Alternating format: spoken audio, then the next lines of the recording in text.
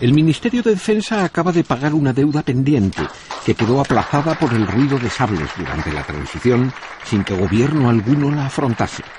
Al cabo de 35 años de olvido institucional, se ha reconocido la aportación de la UMD, la clandestina Unión Militar Democrática, al restablecimiento de las libertades en España.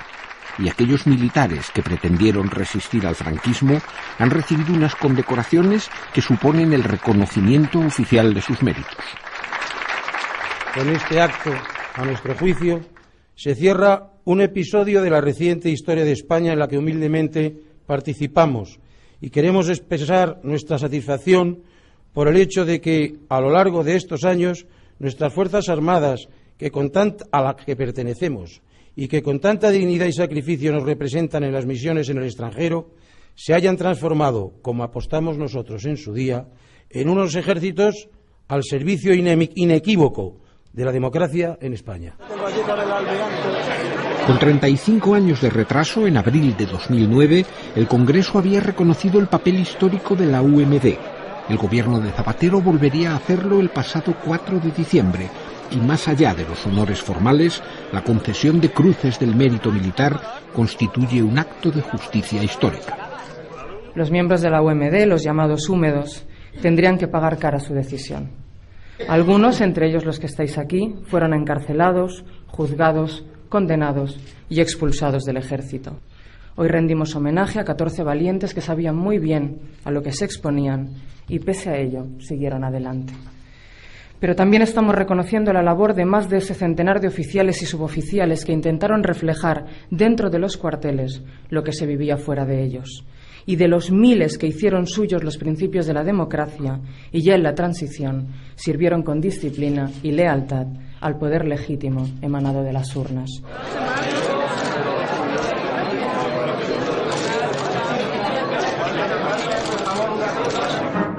El hombre que ganó la guerra ha ganado también la paz que desde siglos atrás se nos negaba. Sus ojos, consagrados desde niño a una contemplación única, la de España, están puestos ahora en este trozo de ella que desfila ante su tribuna. De aquel ejército franquista, aupado al poder por la guerra civil y convertido en bastión de la dictadura, nacería inesperadamente la Unión Militar Democrática. Fundada por un grupo de jóvenes oficiales, su aparición demostró que también en los cuarteles latían las inquietudes de la mayoría de la sociedad. Nos encontramos entre una sociedad que demandaba Europa y libertad, o sea, la democracia, y un ejército cada vez más bunkerizado, que era la columna vertebral del régimen. La finalidad exacta nuestra era simplemente tratar de impedir que el ejército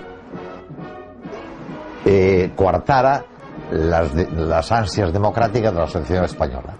Como yo solía decir por aquellas fechas, mojar la pólvora del ejército franquista.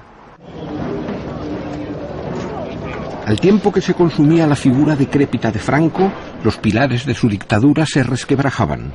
El gran capital requería una modernización de estructuras a la europea, y la propia Iglesia se distanciaba de un régimen oficialmente católico.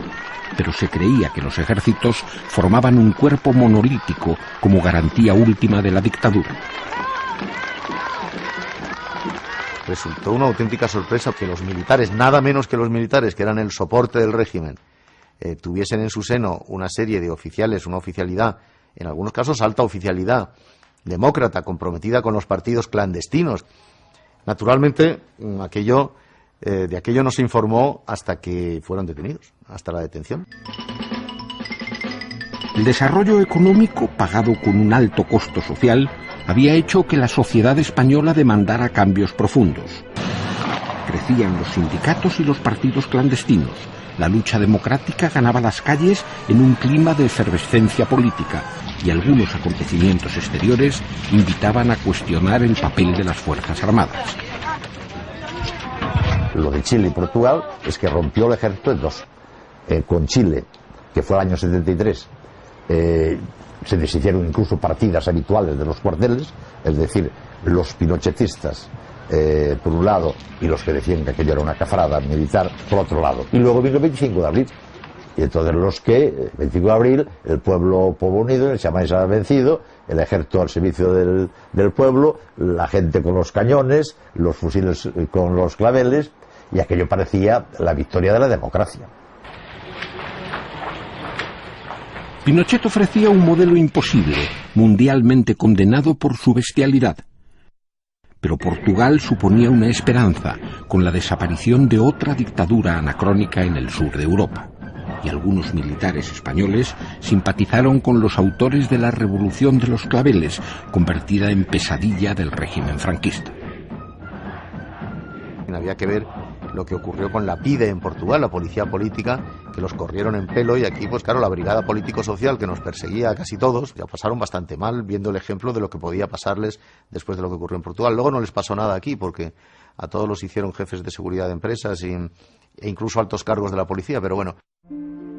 Una docena de oficiales, la mayoría capitanes, se reunió en Barcelona para fundar la UMD el último día de agosto de 1974. A su primera asamblea clandestina, celebrada 4 meses después en un convento de Madrid, asistirían ya 84 militares. A diferencia de sus colegas portugueses, no pretendían tomar el poder, sino impedir que el ejército franquista bloqueara el esperado tránsito a la democracia. Sabíamos que la segunda BIS, o sea, es decir, el servicio de información del ejército, informaría a sus jefes y acabaríamos más bien pronto que tarde siendo identificados y de algún modo advertidos de nuestra condición de militares, de que no podíamos seguir ese camino y tal vez arrestados, como efectivamente ocurrió, ¿no? Los militares demócratas establecieron contactos con los partidos políticos clandestinos, pero 2 de los fundadores de la UMD, el comandante Busquets y el capitán Julve, fueron apresados por otras causas en febrero de 1975. Los demás dirigentes del movimiento cayeron a finales de julio del mismo año. Sin embargo, la dictadura no se atrevió a detener al 1,5 centenar de miembros que contaba la UMD, e inicialmente se limitó a someter a 9 oficiales a un consejo de guerra plagado de irregularidades jurídicas. A mí lo que más me llamó la atención fue, en el proceso,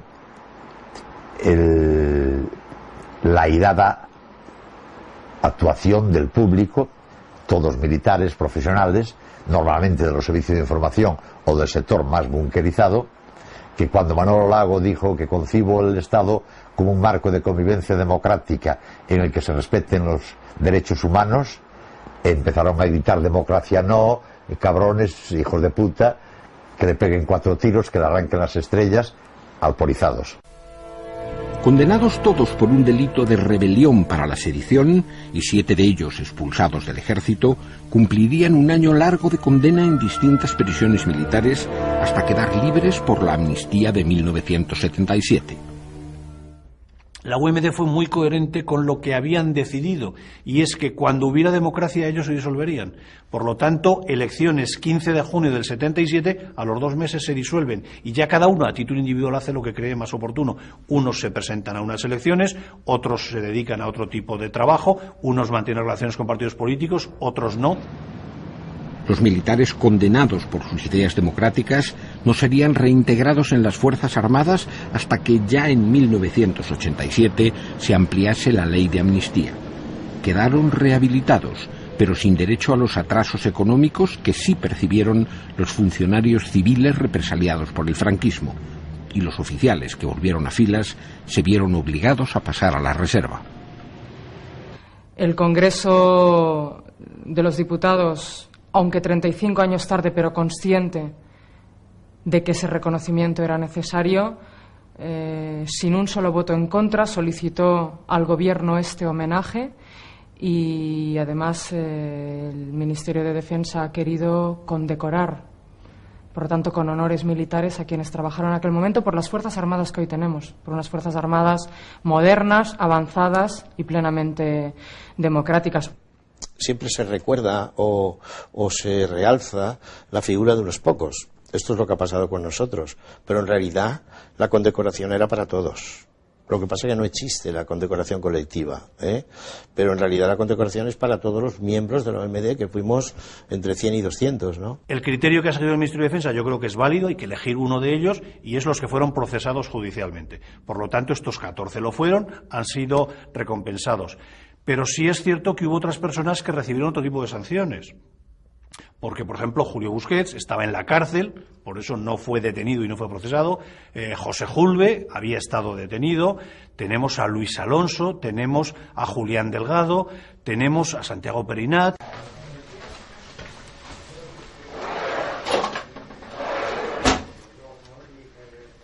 La satisfacción común por los honores finalmente recibidos invita a la charla entre viejos camaradas para evocar aquellos tiempos difíciles, recordando anécdotas personales y hechos políticos que han quedado fuera de los libros de historia.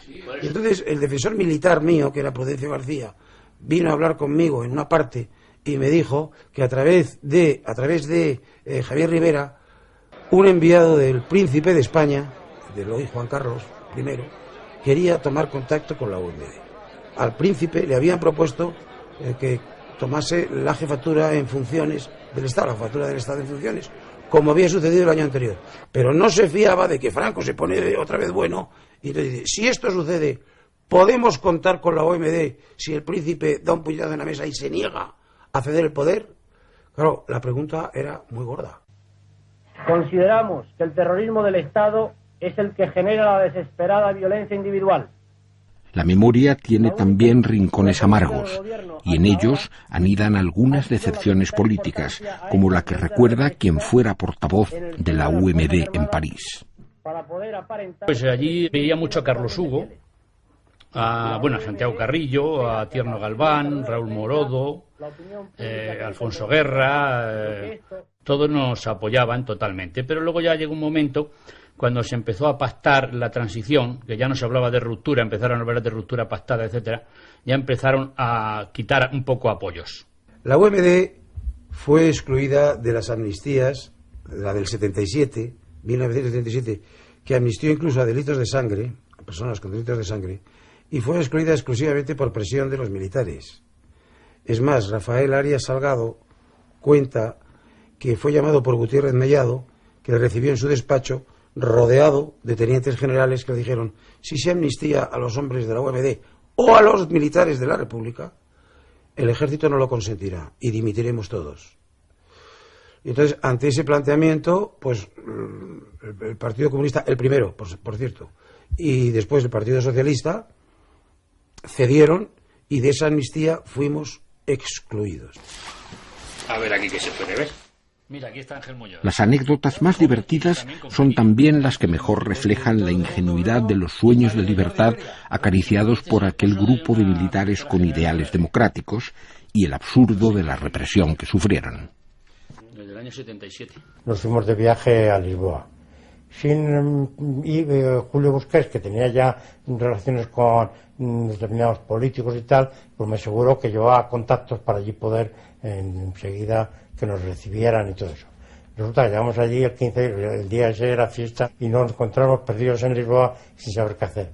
Entonces tomamos la determinación de presentarnos en el Palacio Presidencial, llegar allí a la puerta y decir que éramos dos militares españoles, que queríamos asesorarnos de cómo habían hecho ellos para poder seguir un camino, si no igual, muy parecido, y así lo hicimos. Entonces inventamos un himno, que era, inventamos.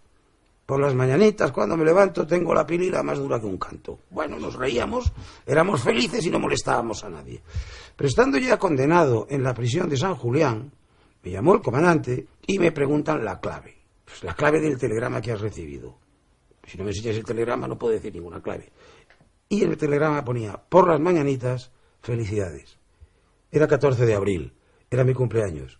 Y uno de los que estaba fuera, que había salido ya, me puso un telegrama de felicitación en esos términos.